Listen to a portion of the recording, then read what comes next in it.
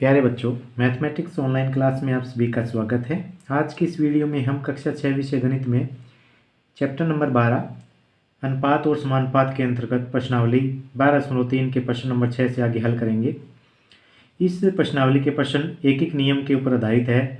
एक एक नियम का अर्थ है कि पहले हम एक वस्तु का मूल्य ज्ञात करते हैं, उसके बाद में अनेक वस्तु का मूल्य ज्ञात करते हैं। तो प्रश्न पर चलने से पहले यदि आपने अभी तक हमारे YouTube चैनल डीएल सौ मैथ गुरु को सब्सक्राइब नहीं किया है तो पहले चैनल को सब्सक्राइब कर लें, बेल आइकन को दबाकर नोटिफिकेशन ऑन कर लें ताकि आने वाले नए वीडियो की सूचना आपको तुरंत मिल जाए। वीडियो को अधिक से अधिक लाइक और शेयर करें। प्रश्न नंबर 6 है, श्यामा 3 महीने का किराया 15,000 रुपये देती है, उसे पूरे वर्ष का किराया कितना देना होगा यदि वर्ष भर किराया समान रहे। तो 3 महीने का किराया 15,000 देती है। पूरे वर्ष में कितने महीने होते हैं? यहाँ पर 12 महीने होते हैं। 12 महीने का आपको किराया ज्ञात करना है। तो 12 महीने का किराया तब आएगा जब आपको 1 महीने का किराया पता लगा लेंगे आप। तो 1 महीने का किराया पहले हम ज्ञात करते हैं। तो इसमें एक एक नियम के जो प्रश्न होते हैं उसमें केवल एक बात आपको ध्यान रखनी है कि जिस इकाई में आपको उत्तर ज्ञात करना है वो इकाई बराबर के बाद लिखी जाती है। यानी कि इसमें क्या है, एक तो महीने हैं और एक रुपए हैं, दो प्रकार की इकाइयां हैं। उत्तर है वो क्या है, किराए में, यानी कि कितना किराया देना होगा, यानी कि रुपयों में ज्ञात करना है। इसका मतलब रुपयों वाला जो इकाई है ये बराबर के बाद लिखेंगे, महीने वाली पहले करेंगे शुरू। तो महीने से शुरू करेंगे तो लिखेंगे 3 महीने का किराया। 3 महीने का किराया, ये साइना का है तो नाम भी लिख सकते हैं इसमें, साइना का 3 महीने का किराया। तो 3 महीने का किराया बराबर 15,000 रुपये। तो 15,000 रुपये इसमें बाद में लिखा है क्योंकि उत्तर हमारा रुपयों में आना है, इसलिए जिस इकाई में उत्तर ज्ञात करना है वो इकाई बराबर के बाद लिखनी है आपको। अब पहले 1 महीने का किराया ज्ञात करते हैं। 1 महीने का किराया, 1 महीने का किराया कम होगा, कम के लिए आपको पता है भाग होगी। 15,000 को किससे भाग कर देंगे, 3 महीना है तो 3 से भाग कर देंगे। तो ये आपका 1 महीने का किराया आ गया। अब क्या है, इसको कैंसिल बाद में करेंगे अगले स्टेप के ऊपर, तो यहाँ पर इतना ही रखेंगे। अब 12 महीने का यानी पूरे साल का ज्ञात करना है, तो पूरे साल में क्या है, 12 महीने का किराया। तो 12 महीने का किराया ज़्यादा होगा, ज़्यादा के लिए गुना किसको, ये जो 1 महीने का किराया है उसको। तो 1 महीने का 15,000 बटा में 3 गुना में 12 महीने का 12 से गुना कर देंगे। 3 एकम 3, 3 चौके 12, 3 के पहाड़े पे कैंसिल हो गया। 3 एकम 3 और 3 चौके 12। अब 15,000 की 4 की गुना कर देंगे तो इसमें 15 की 4 की गुना करके आगे 3 जीरो लगा देंगे। 15 चौके 60 और आगे 3 जीरो, ये सेम की सेम, यानी कि 60,000 रुपये किराया साइना है वो 12 महीने का, यानी कि 1 वर्ष में मकान का किराया देगी। नेक्स्ट प्रश्न देखते हैं। 4 दर्जन केलों का मूल्य 180 रुपये है, 90 रुपये में कितने केले आएंगे। अब थोड़ी देर पहले आपको बताया था कि जिस इकाई में आपको उत्तर ज्ञात करना है वो इकाई बाद में लिखी जाएगी। तो इसमें देखो कितने केले, यानी कि केले में उत्तर ज्ञात करना है, तो इसका मतलब केला है वो बराबर के बाद लिखा जाएगा। तो ये 4 दर्जन केले है, 4 दर्जन का मतलब कितने होते हैं, 1 दर्जन में कितने केले होते हैं, 1 दर्जन में क्या है 12 केले होते हैं। तो 4 दर्जन केले आए हैं कितने रुपए में, 180 में। तो रुपए पहले लिखेंगे और दर्जन बाद में लिखेंगे। क्यों, क्योंकि दर्जन या जो केले हैं उसमें उत्तर याद करना है। तो यहाँ इसको ऐसे लिखेंगे, 180 रुपये से शुरू करेंगे क्योंकि केलों में उत्तर याद करना है वो बाद में आएगा। तो 180 रुपये में केले आते हैं, केले आते हैं, कितने आते हैं, 4 दर्जन। कितने केले आते हैं, 4 दर्जन। 1 रुपये में केले आते हैं, 1 रुपये में केले आएंगे, कम कम के लिए भाग होगा। 4 को किससे, 180 रुपये से भाग कर देंगे तो 4 बटा 180 दर्जन आ गया। अब किसका ज्ञात करना है, 90 रुपये का ज्ञात करना है। तो 90 रुपये में केले आते हैं, 90 में ज़्यादा आएंगे तो एक वाला जो मूल्य है 1 रुपये में केले का, उसको 90 से गुना कर देंगे। एक का कितना है, 4 बटा 180, इसको 90 से क्या कर देंगे, गुना कर देंगे। तो इसमें 0 से 0 कैंसिल हो जाएगी, 9 से 9 एकम 9, 9 दूनी 18, 2 पे कैंसिल हो गया, ये 2 से और हो जाएगा 2 एकम 2, 2 दूनी 4, कितना बच गया केवल 2 और 1 की गुना 2। आगे क्या आएगा, किस में है ये इकाई, दर्जन में है, तो यहाँ भी क्या लिखेंगे, दर्जन लिखेंगे। तो कितने केले आएंगे, 90 रुपये में 2 दर्जन केले आएंगे। नेक्स्ट क्वेश्चन देखते हैं। प्रश्न नंबर 8 है 72 पुस्तकों का भार 9 किलोग्राम है, ऐसी 40 पुस्तकों का भार कितना होगा। अब भार में उत्तर ज्ञात करना है, इसका मतलब भार जो इकाई है वो बराबर के बाद आएगी, तो भार बाद में लिखते हैं, पुस्तक पहले लिखते हैं। तो कितना है, 72 पुस्तकों का भार, पुस्तकों का भार बराबर कितना है, 9 किलोग्राम, 9 किलोग्राम। अब एक पुस्तक का निकालेंगे, क्योंकि एक नियम में एक का पता करते हैं पहले, उसके बाद में क्या है, अनेक का आता है।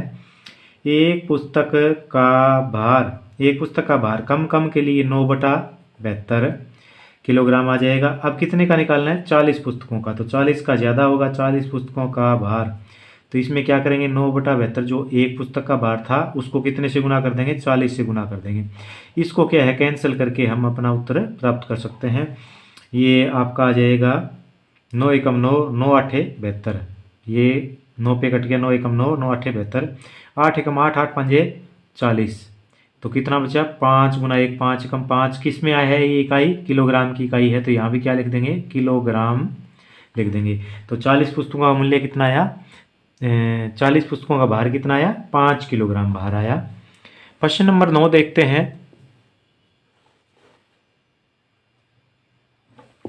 प्रश्न नंबर 9, एक ट्रक में 594 किलोमीटर चलने पर 108 लीटर डीजल लगता है, 1650 किलोमीटर दूरी तय करने में कितने लीटर डीजल लगेगा। तो यानी डीजल में उत्तर ज्ञात करना है, तो ये डीजल इकाई है लीटर की, लीटर में, ये बाद में लिखी जाएगी और किलोमीटर पहले लिखे जाएंगे। तो लिखेंगे यहाँ से 594 किलोमीटर चलने में डीजल लगा, चलने में डीजल खर्च या डीजल लगा, कितना लगा भाई,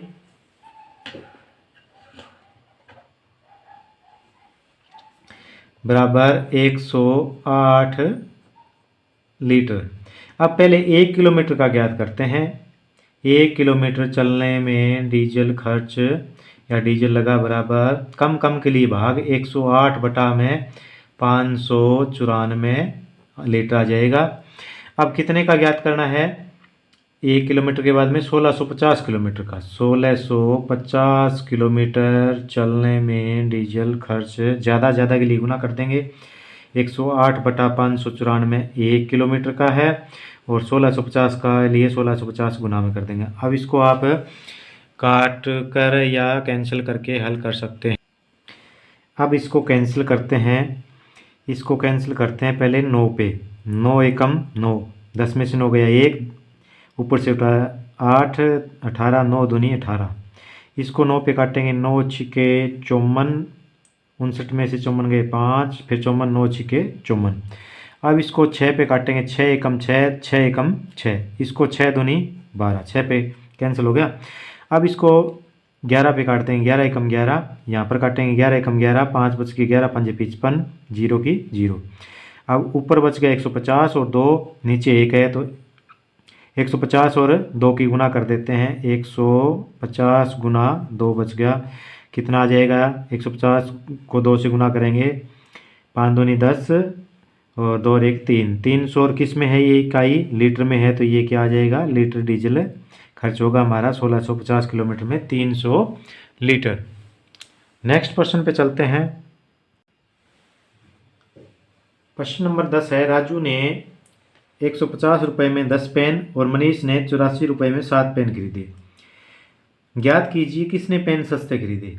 तो इसके लिए हमें क्या है, राजू ने भी एक पेन कितने में खरीदा, एक पेन का मूल्य ज्ञात करना है, और मनीष ने भी एक पेन कितने में खरीदा, दोनों के एक पेन का मूल्य ज्ञात कर लेते हैं, पता लग जाएगा किसने सस्ता खरीदा किसने महंगा खरीदा। तो 150 रुपये में 10 पेन खरीदे हैं, तो यानी कि 10 पेन, एक पेन का ज्ञात करना है, तो पेन शुरुआत में लिखेंगे, रुपये बाद में लिखेंगे। तो 10 राजू के 10 पेन का मूल्य, राजू के 10 पेन का मूल्य बराबर 150 रुपये। तो पेन पहले लिखेंगे, रुपए बाद में लिखेंगे, क्योंकि क्या है, तुलना करने के लिए हमें रुपयों में उत्तर याद करना है एक एक पेन का, तब तुलना होगी किसने महंगा खरीदा किसने सस्ता खरीदा है। तो राजू के एक पेन का मूल्य, एक पेन का कम के लिए भाग 150 बटा में 10। एक पेन का याद करना है तो यहीं पर कैंसिल कर देते हैं, 0 से 0 कैंसिल होगी। कितने रुपए का खरीदा एक पेन उसने, 15 रुपये का खरीदा।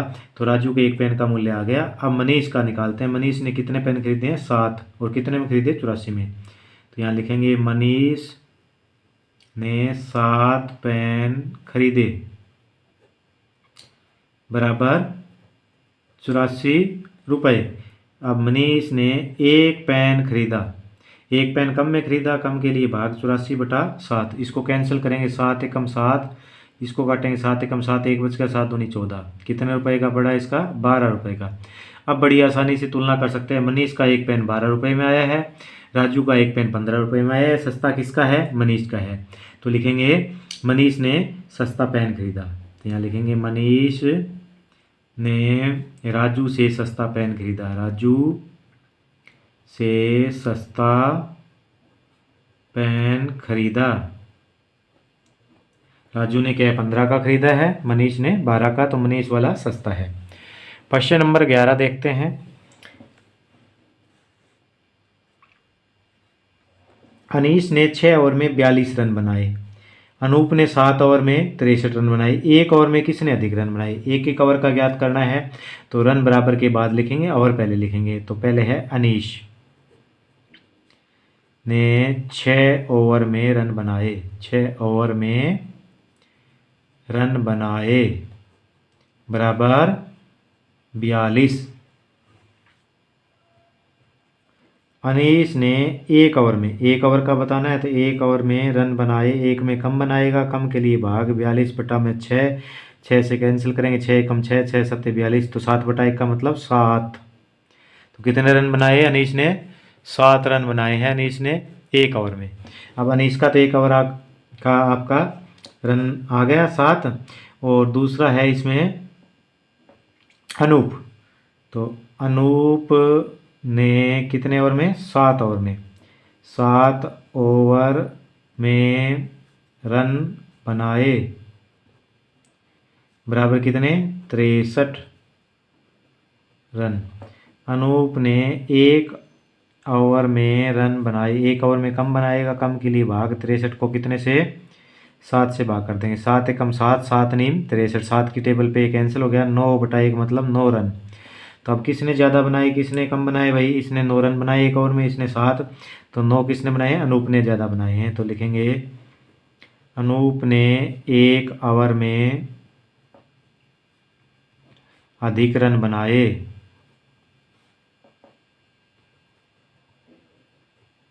तो इस प्रकार क्या है, हम एक ही के नियम वाले प्रश्न बड़ी आसानी से हल कर सकते हैं।